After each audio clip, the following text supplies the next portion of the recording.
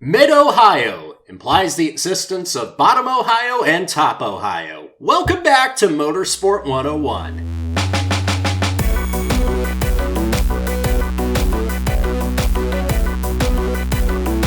Greetings, I'm RJ O'Connell, filling in for an absent, but still very much with us in spirit and in our hearts, Dre Harrison. Welcome to episode 266 of Motorsport 101. This will be our episode where we talk about the IndyCar doubleheader at the Mid-Ohio Sports Car Course, which is also an IndyCar course, as you may very well know. Ryan King, good afternoon. Hello, and I like that you finally acknowledge the existence of a top and bottom Ohio, because I don't know if you did, but I watched Thursday Night Football, and we definitely got to see top Ohio, top bottom Ohio. Oh, my. Oh, wow. Ooh, this, not even a minute in, this podcast is already getting pretty steamy. One major protagonist in that Battle of Ohio was Louisiana State University alum Joe Burrow, and this leads us to introduce Chris DeHarde for this podcast. Chris, how are you feeling? Feeling pretty well, and fellow Louisiana State University alumnus as well. You know, whenever the IndyCar series goes to Mid-Ohio, it's just like, okay, it's a Scott Dixon playground. Let's look on to the rest of the races. Wait a minute. He didn't win either race? What the hell happened? Not only did he not win either one of these races, but this championship fight's not quite over just yet. We'll talk about Josef Newgarden, Scott Dixon battling at the front of the championship and the implications that these two races had. Some long struggling performers finally getting their due as Will Power takes his first win of the season, and Andretti Autosport sweeps a podium after a wretched season. But we've got tons of news to talk about as well, including news on driver announcements for 2020 and beyond. Sebastian Bourdais is coming back. Scott McLaughlin is finally here. We're officially racing on the streets of Nashville. We've also got, if time permits, news from other series as well, so thank you very much for listening and watching. The places where you can find us on social media, we're at motorsport101.com, and of course, youtube.com/motorsport101. Please subscribe if you've not already, and be sure to click the bell for notifications, so that way you can be notified when new videos like this go out. If you want to follow us on our personal handles, you can, at Harrison101HD, at RJ O'Connell, Ryan Eric King, at C DeHarde, and at C Buckley 917. Cam is also not here. He has a new job lined up, which is good to see. But he'll still be here. Circumstance permitting, of course. Facebook.com/motorsport101, Twitter at motorsport_101, and support from our Patreons at patreon.com/motorsport101. Helps us out a lot. It truly does. It gets us audio equipment. It helps support the show a lot. For $5, you get early access to all of our shows. For $10, you get in the supporters club of our Discord section. For $15, you get a book. You get actual literature by backing Motorsport 101. It's true. The Kick, written by our friend Dre Harrison. And with that housekeeping out of the way, let's get into the Honda Indy 200 at Mid-Ohio doubleheader weekend. And Chris alluded to it, that Scott Dixon has had a plethora of success, and he is in the form of his career. Which, to be fair, he is almost usually in the form of his career, but not necessarily this weekend. Because Scott Dixon had to come a long way back from 17th on the grid after a terrible qualifying performance for race 1 to just barely sneak his way into the top 10 in race 1. And then in race 2, he just spins on his own, but not before being taken out as collateral in a clumsy first corner, first lap incident. He has to work his way back to get another top 10 finish in that race, and the big damage was done when Josef Newgarden finished second in race 1, and what was a 96-point lead going into this weekend has now been whittled down to 72 points.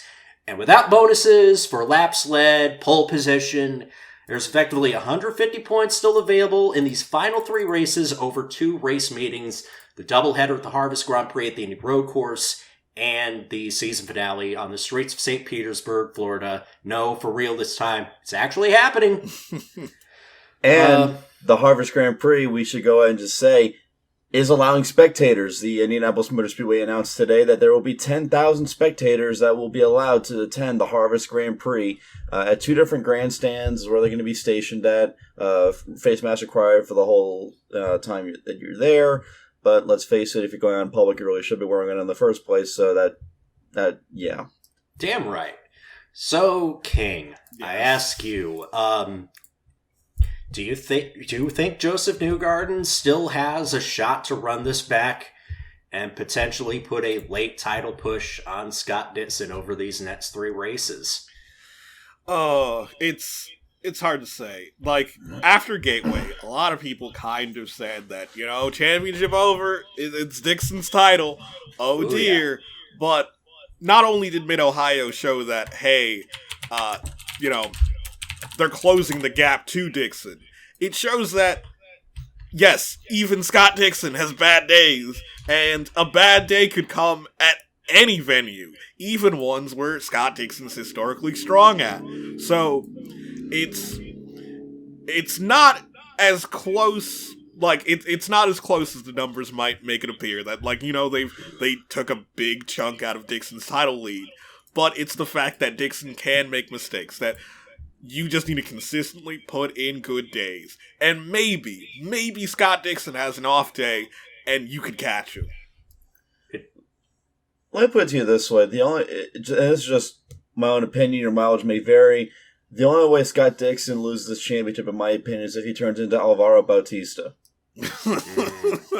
And it's very... I don't even watch World Superbikes, and I know that reference. Oh, thanks, Lord. 2019 M101 Award Show. Oh, hey. Man.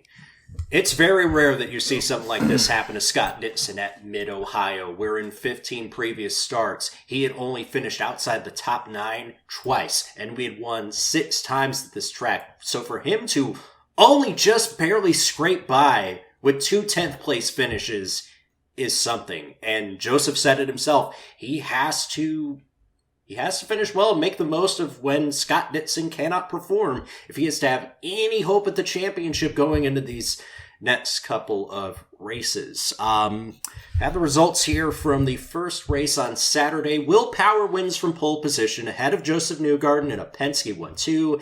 Alexander Rossi finishes 3rd. Graham Rahal 4th. Ryan Hunter-Reay 5th. Felix Rosenquist in 6th. Jack Harvey 7th. Rinus VeeKay, the top rookie, in 8th. Colton Herta 9th. Scott Dixon rounds out the top 10. That it's Pato Award, Alex Palou, Connor Daly, Santino Ferrucci, Marcus Ericsson, Max Chilton, Takuma Sato, Simon Pagenaud, and Oliver Askew. Finishers on the lead lap: Zach Veach, Charlie Kimball, Dalton Kellett, and Marco Andretti all finished 1 lap down in race 1. But the big story from this race 1, reports of Will Power's demise have been, once again, greatly exaggerated, because even if Will Power has a terrible first half of the season, you can almost always bank on him to win in the second half of the year for his 14th consecutive winning season in the IndyCar series. And what's mind-blowing to me is that this is his first ever win at Mid-Ohio. In 2016, Simon Pagenaud bullied his way past him, coming through the final corner to win there. 2017, Newgarden pulls an amazing dummy move on him early in the race to get around him. This is a track that really should be, one that Power should have won at years ago. But, of course, to win at Mid-Ohio, you have to go through Scott Dixon. And, Dixon's proved he can win from last place. And, this was a race that Power just grabbed by the throat and said, "You're mine. This is it." So, it was a great result for Power. Newgarden being second and Rossi third. That's an entire podium where you've got, your top 4 are all Mid-Ohio winners. Because Graham Rahal finishing 4th, he won there in 2015 at his home race. It is fascinating to look at the numbers here. Will Power picking up career win number 38, and of course pole position number 60, which puts him 7 away from Mario Andretti's all-time record, which is one of those where we keep saying we think these records are never, ever, ever going to be touched, and Will Power is right there at a time where he desperately needed it because of drivers that we'll talk about later on this show.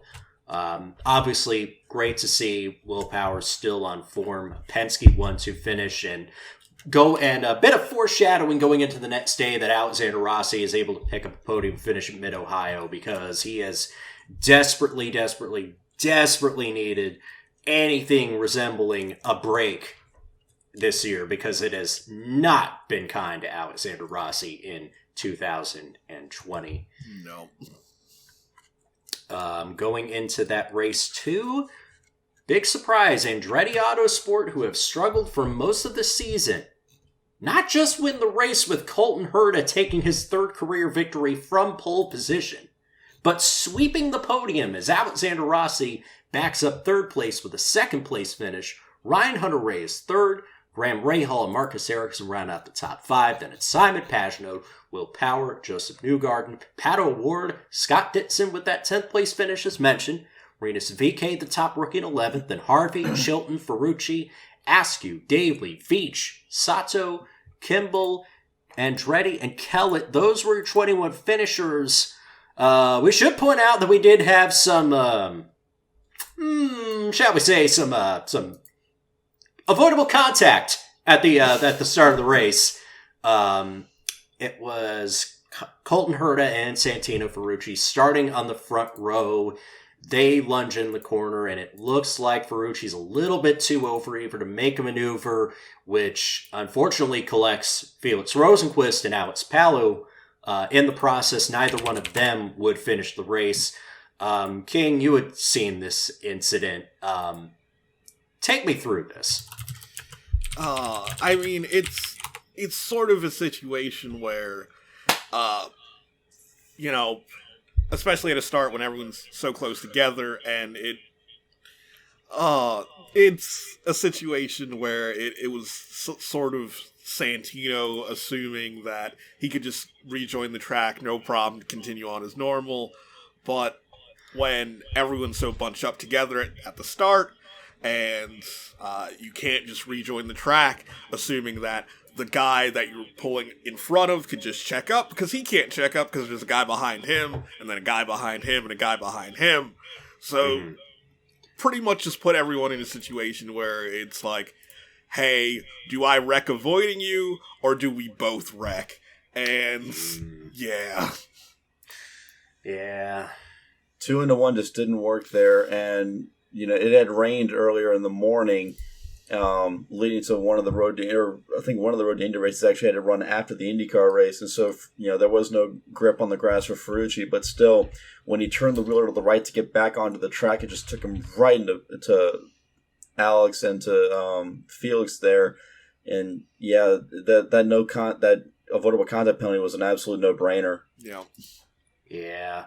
He was the only driver to get so he was sent to the back of the field. That effectively ruined his race, though not to the extent that ruined Felix and Palou, who just couldn't get going. But I cannot talk enough about how confident that Colton Herta looked in this race. And to be fair, when you watch these two races, these were two pole-to-win victories where the winner dominated these races. Yeah, For Will Power, you sort of expect at this point, but I want to put it out there, and I know Robin Miller's a love him or hate him personality, but I saw this headline and want to share it. When it comes to Colton Herta, they don't make young drivers like they used to. They make them better. Yeah. But yeah, in terms of the racing, like, Mid-Ohio is basically America's version of Mugello, where there's only like one or two, like there's one definite overtaking zone, there's a second one if you really push for it, and no one could get close enough to really attempt a move for the lead. The thing about I just lost my train of thought. Never mind. Skip it. You got it. It'll probably come back to me. Just keep going. That's okay, man. Because like I I did manage to catch some of these races. I mean, not necessarily INSA classes. There was some great action between.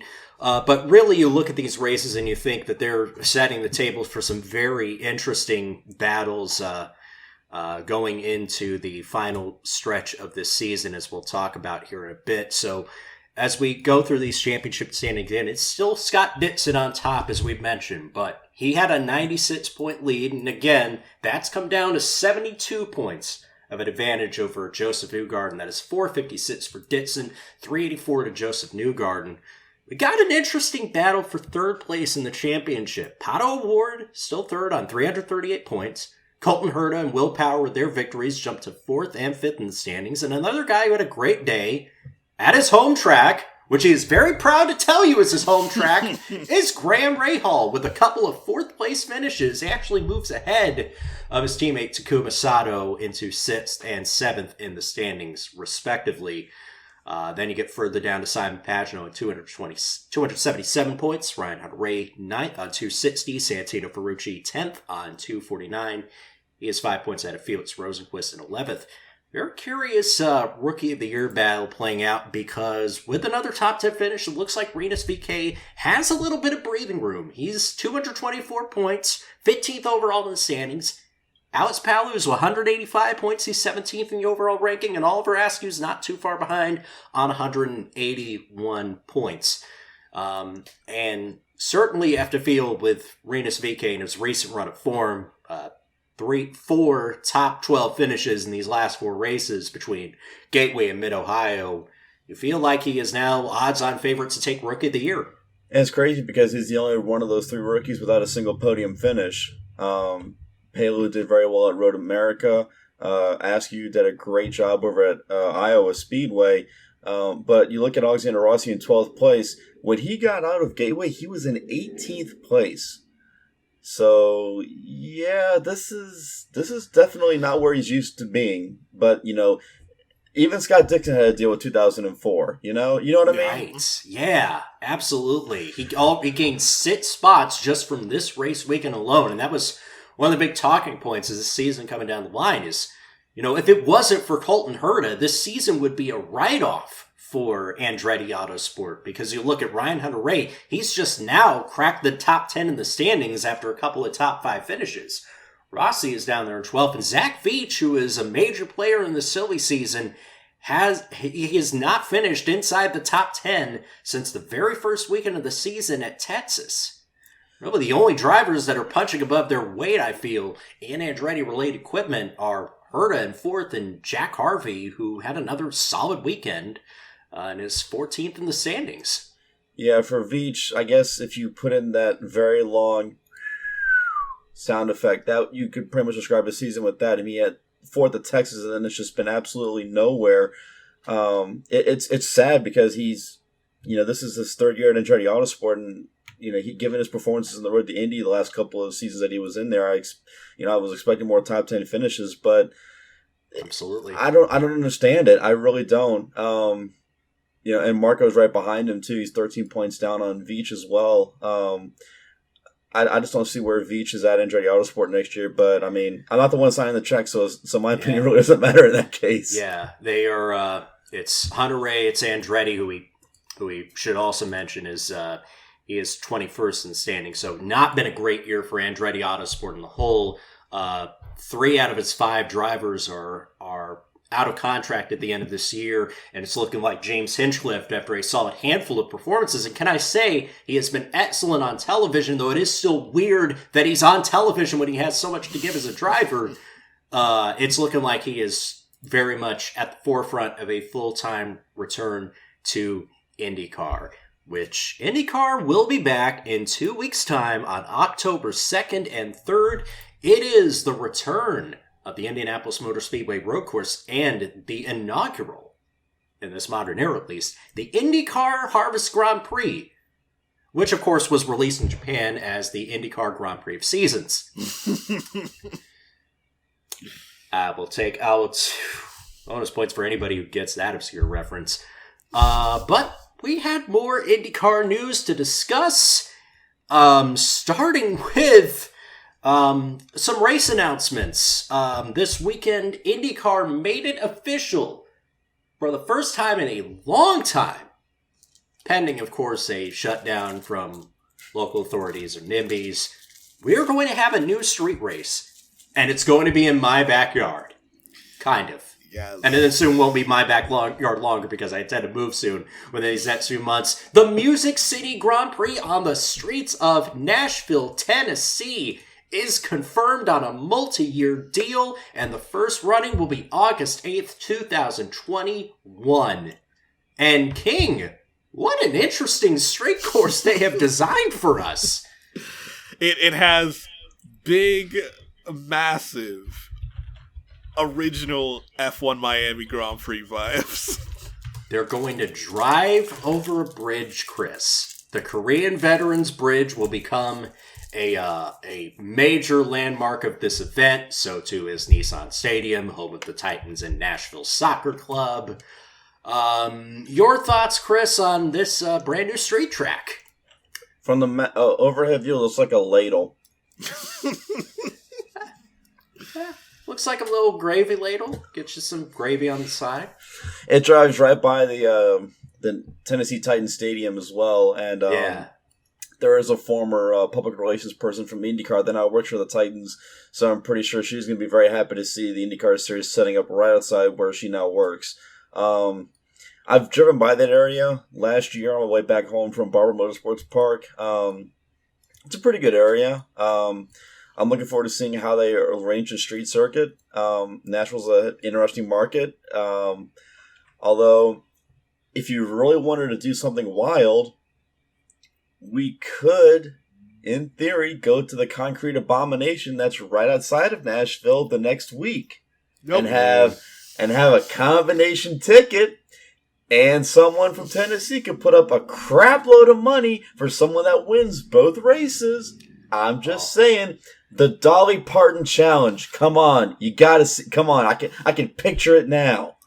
Oh wow! You're suggesting a Music City Grand Prix followed by a 200-mile oval race at the Nashville Super Speedway in Lebanon.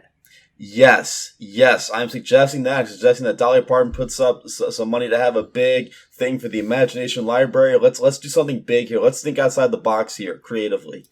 We already have a race going over a major bridge. I think we're good.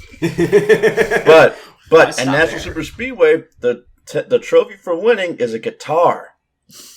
That's true, but I'm sure there are plenty of guitars around. I've been to some pretty nice guitar shops in Nashville, Tennessee. Don't bring Kyle Busch to one, though. Yeah, that's true. Two fun facts about this event. It's going to be one of the only major racing events to cross over a major body of water. And this will be the first new street course added to the calendar since the Houston Street Circuit in 2013 on the site that was a football Even though that stadium. wasn't entirely new. No, not entirely new because they've done Houston before. Yes, in not 2006 once, but and twice. 2007. Well, the first site was at a different part downtown, I think. Yeah, but Champ Card raced in that exact area. Yeah, that's right. For Mark Miles, Nashville is a world-class city and global entertainment capital that provides an exceptional platform for our series. From professional sports teams and top live music acts to a burgeoning food and culture scene, it is a perfect home for a racing event of this magnitude. Urban street festivals have become a huge part of our DNA at IndyCar, and this 3-day festival, complete with a course that pushes the limits, will highlight everything Nashville and the sport have to offer, providing international travels, racing enthusiasts, and local thrill seekers alike with an experience of a lifetime.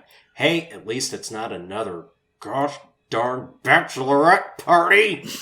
You know, one thing I do want to bring up about this, I saw a tweet about this about a few hours after the announcement came out. The people behind this race were going to do a 2-hour presentation for Roger Penske. Roger cut the presentation short after just 10 minutes and said, okay, we're going racing. Yeah. King, I have very good news for you today. What? And you probably know what I'm...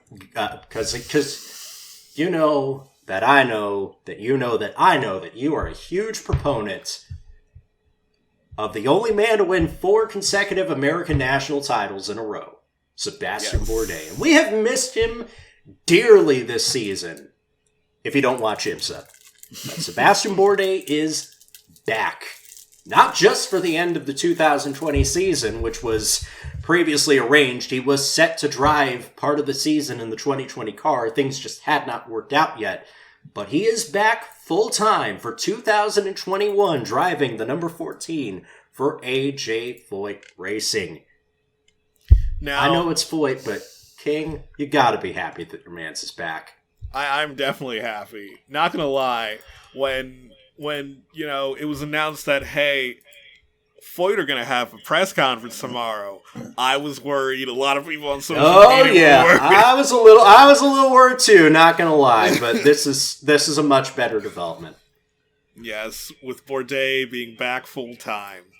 I hope it isn't the usual Foyt kiss of death, because for the most part, people who race full-time at Foyt, their next full-time seat is not an IndyCar.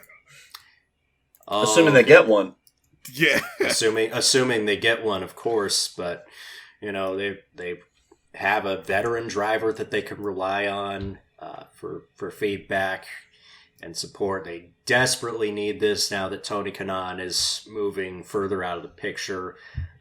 And I knew that Bourdais was not going to be done, because when he was out of that coin ride, when he signed this part-time deal for 2020, he said, hey, I'm not done with IndyCar. He said it himself, the conclusion of my IndyCar career was never meant to be dictated by Dale Coyne's decision, and certainly not under the time frame that I was faced with, says Bourdais, and therefore I didn't want this to be the end after 2019. I really want to end my IndyCar career under my own terms, and when I feel like I'm either not going to be capable of bringing something to a team that I want to be a part of, or I stop wanting to do it, or I stop being competitive, and I just don't feel that I'm there.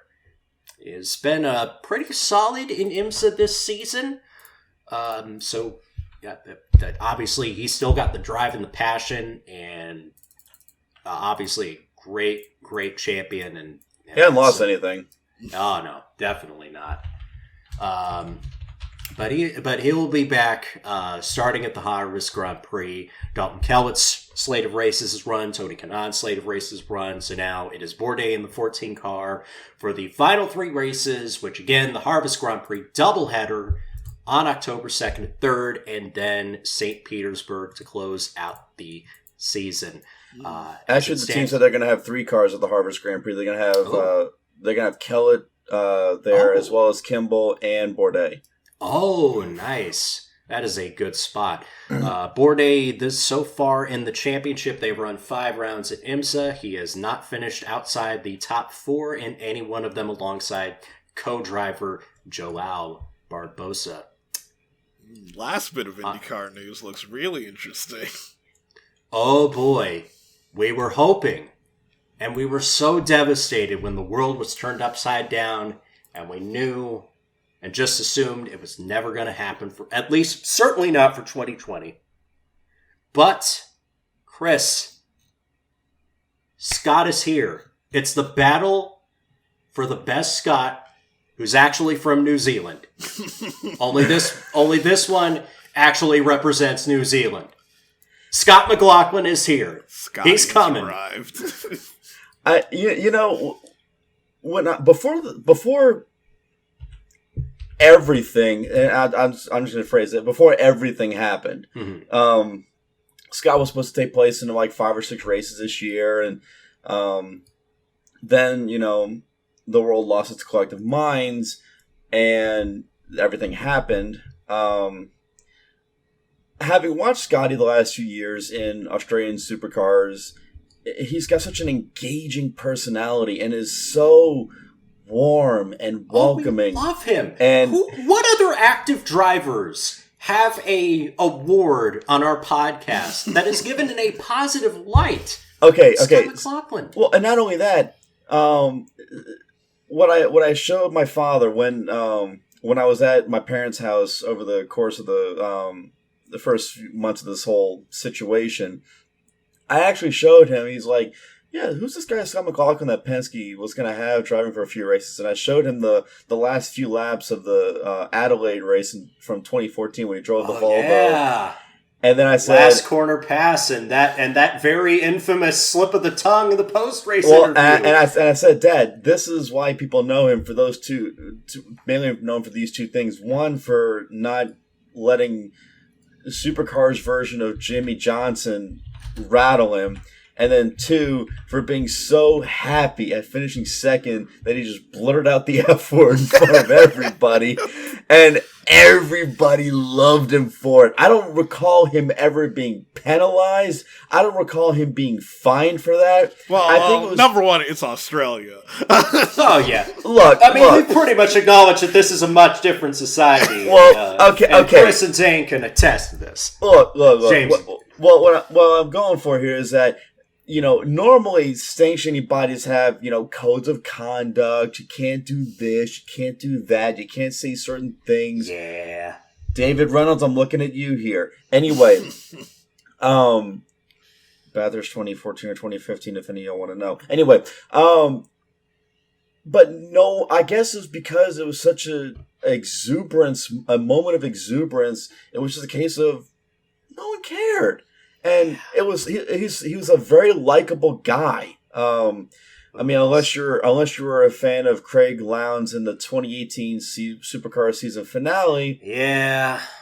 Anyway, this is a very good move for IndyCar to have another person from that side of the world. Because I think was he born in Australia, then he went to New Zealand, or was he born in New Zealand, went to Australia? He was born in New Zealand, went to Australia. Came in very, very young, and just some of his statistics, and I know this is Wikipedia, and this is always subject to change, but of course he is the reigning back-to-back Supercars champion. He currently leads the standing and is well on his way to a third straight title on the way out. He already has 53 race victories in his career over 232 starts, and he's only been around full-time since 2013.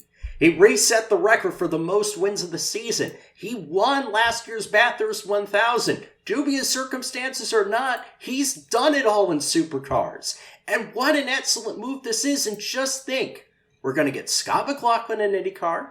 We've had Fernando Alonso do a couple tours of duty. And we're going to get Jimmy Johnson. IndyCar, I don't know how they do it, but they seem to be getting guys from all different other series to at least want to check it out a little. Yeah, because I think while the popularity for IndyCar isn't there, it's still, a tenth of NASCAR's popularity. Yeah, we're never going to get back to where it was in the 50s, 60s, 70s, 80s, what have you. And that's fine. There's still the history and the prestige behind not only the Indianapolis 500, but IndyCar itself, the national championship. This is Motorsport's oldest championship by a large margin. That's right. We were talking about some fun stories about the Astor Cup and the Vanderbilt Cup. Believe it or not, this year is the 99th national championship season. That's right. I don't even think college football has had a national championship that long. I know it hasn't. College football has had more national champions. It's the only sport that's had.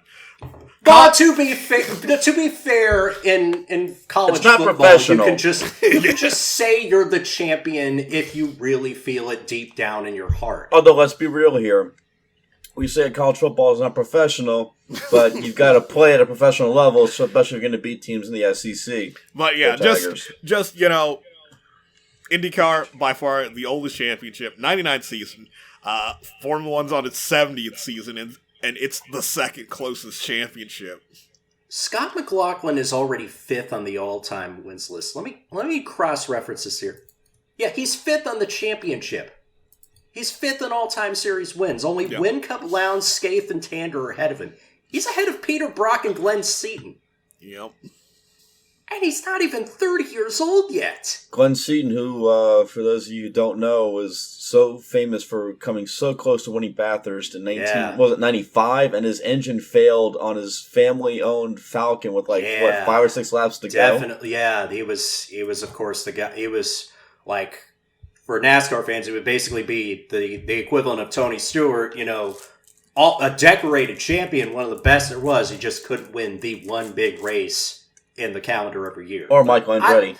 But yes, but to reiterate, Scott McLaughlin will be driving for Penske at the season finale at St. Petersburg. In the number 3 Shell V-Power Dallara Chevrolet at St. Petersburg. And the rumor is, and this is only speculation for now, that Scott's going to be making a full-time debut, and it's not going to be to replace Will or Simon. It's going to be a 4-car operation like it was a few years back when he had Will and Simon and Juan and Elio. I wonder what car number they're going to run, considering that Joseph won't have the 1. I assume they're going to run 2, 3, and 12. Yeah, because Elio's going to be a free agent at the end of the season. They're going to run 2, 3, and 12. They don't own the rights of the 4. We'll get to it when we get to it. McLaughlin's going to be in the 3. In the 3, but they've already posted a picture of the car. But what number is Newgarden going to run? I think it goes back to the 2. 2. He'll be in the 2. Or maybe it couldn't run the 21 because that's Carpenter's. I would love to see that. It would have made my old Josef Newgarden CFH racing shirt timely again. It's not in the closet anymore. I can finally wear it now. Sorry, haters. Look, it's a very good lounge shirt. Lots of things happening in IndyCar, and I know we will be talking about a lot more stories as this offseason progresses. We did have some news from other championships as well we want to get into, since we do still have time, of course. Again, thank you very much for listening and watching. If you're watching us on YouTube, why not go ahead, click the subscribe button if you haven't already. And if you haven't hit that bell for notifications over there, why don't you just go ahead and do that? Yeah. Help us out tremendously. Sports cars are happening. By the time you're listening to or watching this, the 24 hours of Le Mans will have been completed. So in lieu of having an actual Le Mans 24-hour preview, we would like to say congratulations Toyota Gazoo Racing on your 3rd consecutive 24 hours of Le Mans overall victory for Driver A, Driver B, and Driver C. And with that said, the future is looking a lot brighter because, King, the French are coming. Yes. The French are finally here. And they're not just bringing pepper mills. Man, Alpine's coming. Peugeot's coming. It looks like the ACO are like, hey, French manufacturers, open door. Come in, please. Absolutely. So, the Rebellion Racing LMP1 program is winding down at the end of the season, but we learned that Alpine, who of course are going to take over the branding of the Renault Formula One team, Alpine are going to take over Rebellion's old LMP1 program. They're going to continue that on, and their Erica-designed LMP1 car, powered by a Gibson engine, will be grandfathered in for use in the 2021 FIA World Endurance Championship, which we do have a calendar announcement for that to talk about, too. Now the only problem is, how do you balance out an LMP1 with the new Hypercar class, which is meant to be much slower, much less powerful by design? And that's going to be a tough one to crack, because Toyota's Pascal Vasselon is already saying that, it's not fair to us if Alpine can could just grandfather in a car that's already inherently more powerful than the one that we're spending months and months and months developing. Yeah, I wouldn't be surprised if not only the LMP1s were power restricted, but also aero restricted, like adding in additional bodywork to lessen downforce, increase drag. Like, it's going to take a lot of work to handicap the LMP1s. It's going to be a little bit silly. Yeah. And I know that Toyota is and I know Toyota's Toyota. They were the only OEM that stuck around through this whole time until we got to the Hypercar, until we got to this bridge to get us to Hypercar. But historically speaking, King, I'm not saying that there has been some sort of collusion, but there are data points that suggest that if there is an inherent bias, it's on home soil.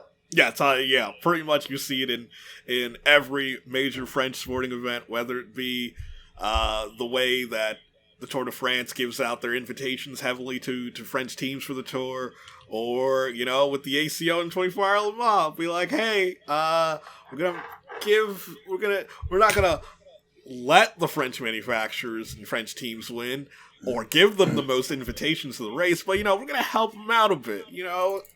It's like that time when they had one of the prototypes that had spun off, and the rule was supposed to be no more than 10 meters away from the car, otherwise then the car is excluded. And the marshals were shoving a driver away from the car. It was a French team, and then they allowed him to go back. Like, oh, I guess this 10 meters is bigger than the other car's 10 meters, huh? Right. Oh, Lord. Yeah. So Alpine will be taking over Rebellion's spot in the FIA World Endurance Championship next year. The Signatech Alpine program, which has been so successful in LP2, they're going to take their operations and move it up to the Premier category. And of course, when we do get Hypercar in full scale come 2022, we will have Peugeot. They confirmed their commitment today of recording, 18th of September 2020, that they will compete at Le Mans in the Hypercar class. There was a rumor that they would go to LMDh. Ultimately, I think the big deciding factor was Peugeot has no presence in the United States, where LMDh would primarily be competing. It'd be a little cheaper, of course, but got to appeal to the home market. They're committed to 2022. Peugeot has a very much an on-again, off-again, on-again, and off-again relationship with the Grand Prix d'Endurance, but of course, this is pretty cool. And can I just say, because I know the concept car, the one that they revealed in the renderings, it's not going to look that cool, but it does look pretty cool. Yeah. Yeah, they said they went for LMDh Hypercar. It gives them a level of aerodynamic freedom. They went over many studies. They wanted to choose something that works with their concept and their choice of engine architecture. And Peugeot are definitely going to make a splash when they arrive come 2022, which is about the time when we should expect the next generation of Daytona Prototype International, LMDh. We still don't know what the H stands for Chris, but IMSA revealed its next iteration of the Premier category today in a press conference as well, and these cars will be eligible to race side by side against the hypercars at Le Mans. And if you notice, the rendering that IMSA released, it looked an awful lot the front of it like a Porsche. Yeah. Because that's been one of the hot rumors, and Porsche acknowledged themselves. They saw the regulations that were published today. They will have an off-the-shelf hybrid. They will be about 680 horsepower and about just a tick over 1,000 kilograms. They will be based on LMP2 chassis with manufacturer-inspired design cues. Porsche said they're interested, and so too have a lot of manufacturers. But today we got more and more technical regulations. We got the cost of some of the parts, including the hybrid powertrain system, which was a little bit more than we had originally expected. But it's racing. Costs are always going to be higher than what you expect. Oh, yes. We had dimension limits. We had power limits set. Bosch and Williams Advanced Engineering are going to develop the hybrid motors. 670 horsepower, and it looks like among the major brands that are interested, Acura, Cadillac, and Mazda, they're still around. Audi, Lamborghini, and Porsche representing Volkswagen, BMW, Ferrari, Ford, Hyundai, Lexus/Toyota, McLaren, and Renault/Nissan are all interested. Whether or not those plans actually come to fruition, who knows? But things are looking good and positive. We need some positive news at the very top of endurance racing. You know, unless you're watching Super GT, which you probably should have been watching it already in the first place. I really should watch more of that. It's one of the only series in the world I think that has a dedicated tire war to it, which brings about a very interesting dynamic. Well, feeling good about the future of endurance sports car racing? Fantastic. Are we all feeling good about our chances of taking blueberry pies to the face when Alpine wins Le Mans? Oh, God, oh, God, oh, God. Are we all feeling good about pushing our friends into the Lake Lloyd at Daytona International Speedway when it is safe to come to the Daytona International Speedway? When things calm down a little? Toki, you're number one. Oh, man. I don't know if we can leave that in. I really hope that we can get a larger group for the Rolex 24, like for car entries I'm talking about, because the Daytona 24 this year, it was missing. It's a little thin. It was a little thin. There was no Nissan. And really, this could give a massive boost to the field, and I can't wait to see it happen. I would love to see it as well. NASCAR is in the playoffs. We have one more story here. NASCAR is in its playoffs, of course. Kevin Harvick is still one of the odds-on favorites. Brad Keselowski won at Richmond. He was in the silly season until he wasn't. But a figure who is our good friend, Bubba Wallace, formerly, as of 2020, of Richard Petty Motorsports. Bubba is now a free agent, and there have been many curious potential landing spots that he has been linked with. Initially, the prevailing rumor is with Chip Ganassi Racing in the number 42 Chevrolet, which, if you believe in karma or kismet or good things happening at the expense of people who've made terrible decisions, gotta say, Bubba Wallace going to the 42 car, considering who was in it at the start of this season, would be pretty awesome. Then there was the rumor that Hendrick Motorsports may have a seat available because, of course, Jimmy Johnson is stepping away, but Rick Hendrick said whoever is going into the car is already a playoff contender, and Bubba Wallace sadly did not make the playoffs. But then there is one fascinating new player in the story.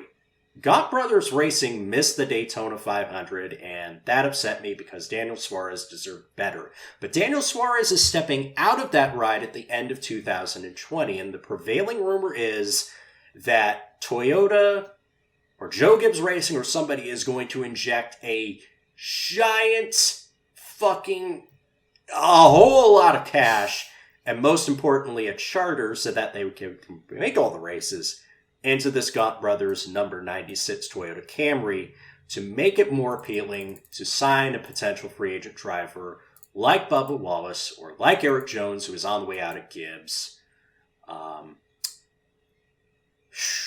A lot of places, and we still don't know what's going to happen with the old 43 car that Wallace is going to be leaving this season. So we know that Bubba Wallace can bring in sponsors, and he is by far one of the sport's most popular drivers. Where do y'all think he's going to land next season? I would certainly hope it's at a competitive ride, something that he can show more of his potential. Yeah, part of me does hope it's the Ganassi 42, just on the basis of it's a lot higher profile, a lot more competitive ride than the 43. It, like, the proposition of going to the 96, like, it, part of it feels plausible, but, like, again, that line of thinking about going there hoping for more, not being guaranteed a better ride. Mm-hmm. Here's the thing. Given how 2020 has been so far, I want to see more chaos in the situation. Rick Hendrick said that the current driver of the 48 is in the playoffs. Yeah. Let's get Will Byron switch over to the 48 and put Bubba Wallace in the 24. Oh, wow. I hadn't even thought of that as a possibility, but I do like where you're thinking. Now, of course, this is all completely speculative. There's absolutely nothing behind this except for crazy, wild 2020 thinking. Please be sure to credit at Motorsport _101 on Twitter. Yeah, we got the scoops if it happens to be true. And all I'm saying is that if 2020 does its thing, this would be the most 2020 thing to happen. Oh, and if you subscribe to Motorsport 101 on Patreon and back Motors Podcast at the $15 level, you will get this book that our friendly neighborhood host Andre Harrison bought, and it's what I got in the early part of the podcast to bring up here. That's right. We are accredited writers. We're journalists, so of course this may happen, or I don't know, something weird might happen, or I don't know what's going to happen with this, but obviously best of luck to Bubba and everybody else as they look to find new work going into 2021, because times are tough for everybody. We'll be back next week to talk about, among other things, Le Mans, any other news that may happen to come up, should anything crazy happen. And we got MotoGP on this weekend too. By the time you listen to this, of course, MotoGP will have already wrapped up the Grande Premio della Emilia Romagna at Mugello. It's gonna be Mazzano. I got Mugello on the brain. Yeah, Mazzano. They didn't leave. They got locked into the circuit. Oh no! They got locked into the circuit. Since Apple just had their recent event announcing the new iPhones and Apple Watches, I do want to bring up one more thing. Mm-hmm. Those of you that follow American Open Wheel Racing on the road course side know of Jeremy Shaw and his Team USA Scholarship Program. Today, the program announced that there are 3 people that are scholarship recipients for this year. Simon Sykes, unfortunately, will not be able to go to England to run because he's going to be racing for Legacy Autosport and Maserati Racing in the USA 2000 race at St. Petersburg. However, Bryce Aaron will be going, as well as Jackson Lee. Yes, Kevin Lee's son is going to the United Kingdom to race in the Formula Ford Festival and the Walter Hayes Trophy race. Yeah, should point out that is IndyCar commentator for NBCSN, Kevin Lee, and not World Wrestling Entertainment superstar Keith Lee. On that note, it's time to bask in our glory and get the hell out of Dodge. Motorsport101.com, youtube.com/motorsport101. Click that button and that button. Facebook.com/motorsport101. Twitter at motorsport_101. Our personal handles at RJ O'Connell, at Ryan Eric King, at C DeHarde. Trey is at Harrison101HD. Cam is at C Buckley917. Of course, if you wish to support the show, you can by visiting patreon.com/motorsport101. We have written pieces. We have podcasts. All sorts of good stuff. We'll be back to talk about all the racing action next week. But until then, for Dre Harrison and Cam Buckley, for King and DeHarde, for Ryan King and Chris DeHarde, I'm RJ O'Connell saying thank you all for listening, and we'll catch you next time. Sayonara. Later, y'all. Bye. See you. So how many blueberry pies do we need to bake? I don't know, enough to help Drake get through cuffing season. Oh, God. Will you stop? Of course not.